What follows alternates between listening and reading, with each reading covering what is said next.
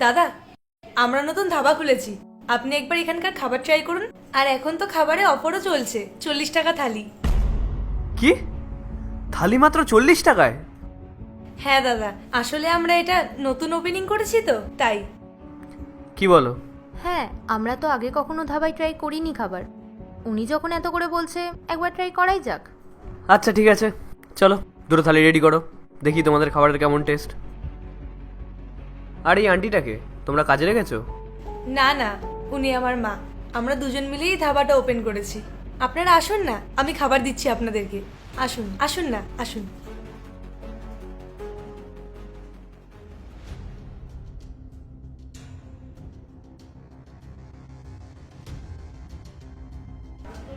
বসুন, আমি আপনাদের জন্য খাবার নিয়ে আসছি। মা, দুটো থালির অর্ডার আছে, তুমি রেডি করো, আমি ওনাদেরকে জল দিয়ে আসছি। আচ্ছা। হুম। মা, হয়ে গেছে? হ্যাঁ, হয়ে গেছে।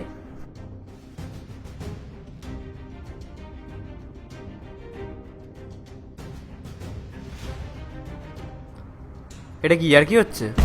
কি হয়েছে দাদা? পেঁয়াজ কোথায়? হ্যাঁ তাই তো, পেঁয়াজ কই? মা হয়তো পেঁয়াজ দিতে ভুলে গেছে, আমি এক্ষুনি নিয়ে আসছি।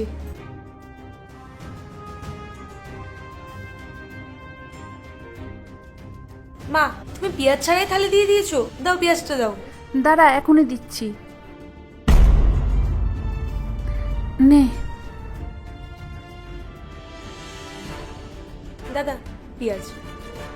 এক মিনিট, রাহুল, থালিতে তো রুটিই নেই। রুটি ছাড়া কেমন থালি হলো? ম্যাডাম, এটা তো 40 টাকার থালি, বলুন এটাতে রুটি কি করে দেব? দেখেছো এরা কতটা চালাক। প্রথমে কাস্টমার ডাকার জন্য বলবে 40 টাকার থালি, আর যেই কাস্টমার চলে আসবে তখন বলবে 40 টাকার থালি থেকে আর রুটি পাওয়া যায়। সেটাই তো। আরে থালিতে যখন রুটি দেবেন না, সেটা তো আমাদের আগে বলবেন। বেকার বেকার বসিয়ে রেখেছে। রাহুল চলো। দাদা, আপনারা রাগ করবেন না, আপনারা বসুন, আমি রুটি নিয়ে আসছি। আপনারা বসুন। মা, তুমি এক কাজ করো, তুমি রুটি দিয়ে দাও।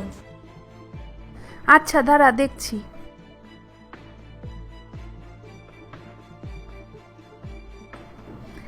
নে। এই নিন দাদা, রুটি।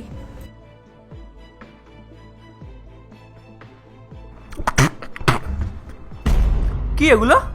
এই তরকারিটা তো বাসি, আপনি কি আমাদেরকে অসুস্থ করতে চান নাকি? তাই তো, খাবারটা তো সত্যি নষ্ট হয়ে গেছে। না না দাদা, এগুলো একদম ফ্রেশ খাবার। সিরিয়াসলি? যাও গিয়ে তরকারিটা চেঞ্জ করে নিয়ে এসো।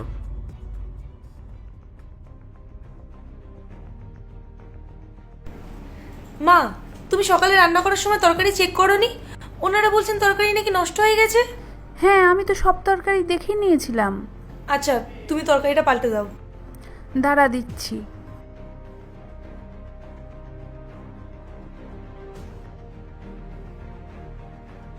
ওটা তুমি নিয়ে এসো।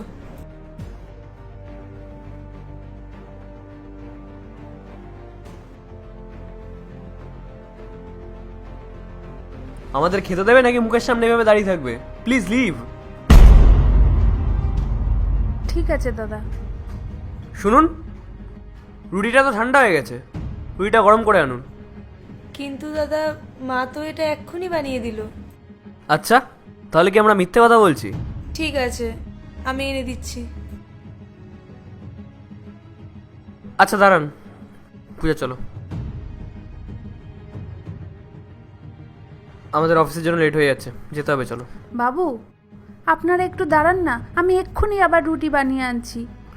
না না আন্টি, আমাদের যা খাওয়ার আমরা খেয়ে নিয়েছি। বাবু, টাকাটা দিয়ে যান। অ্যাকচুয়ালি আন্টি, আমি না আমার ওয়ালেটটা মনে হয় অফিসে ফেলে এসেছি। ওই যে সামনে বিল্ডিংটা দেখছেন, ওটা আমার অফিস, আমরা ওখানেই কাজ করি। তো আমরা যখন কালকে অফিসে আসবো আপনার টাকাটা দিয়ে দেবো। দাদা, আমরা গরিব মানুষ, এভাবে বললে হয় নাকি? আচ্ছা ঠিক আছে, শুনুন, আমি আপনাদেরকে একটা অফার দিচ্ছি। আমাদের যে অফিস কলিগরা আছে, আমি তাদেরকে বলবো আপনাদের এখানে খাবার খেতে, ঠিক আছে? কেমন হবে তাহলে?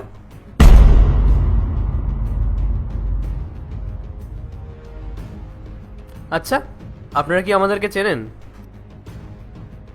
হ্যাঁ, আপনারা তো বললেন যে ওই বিল্ডিংটাই আপনাদের অফিস। আমরা তো আপনাদেরকে মিথ্যেও বলতে পারি, হতেই পারে, আমরা আর এদিকে কখনো আসলামই না। আপনারা আমাদেরকে না চিনে কি করে ধার দিতে পারেন? কিন্তু দাদা, আপনারা মিথ্যে কেন বলবেন? এটাই তো আপনাদের সমস্যা। আমরা আপনাদেরকে যা বললাম আপনারা সেটাই বিশ্বাস করে নিলেন, কারণ আপনাদের কাছে তো কাস্টমার ভগবান। মার্কেটে এই থালির দাম 80 টাকা, সেখানে আপনি 40 টাকায় দিচ্ছেন। আপনারা যখন ফ্রেশ খাবারই দিচ্ছেন তখন আপনাদের খাবারের প্রতি বিশ্বাস নেই কেন?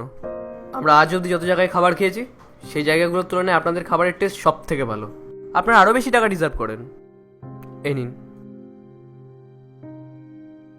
দাঁড়ান, আমি এক্ষুনি খুচরো নিয়ে আসছি। না না, তার দরকার নেই। আর আপনাদের থালির দাম 40 টাকা না 80 টাকা ছিল। আর আমরা রুটি অর্ডার করেছি, আবার তরকারিও পাল্টেছি, তো আপনাদের 160 টাকা হয়েছে। আর বাকি 340 টাকা ওটা আপনারা রেখে দিন। আর আমরা এখানে মাঝে মাঝেই খেতে আসবো। আমি ভগবানের কাছে প্রার্থনা করব আপনাদের ব্যবসায় যেন আরও উন্নতি হয়। ধন্যবাদ বাবু আপনাদের। চলো পূজা।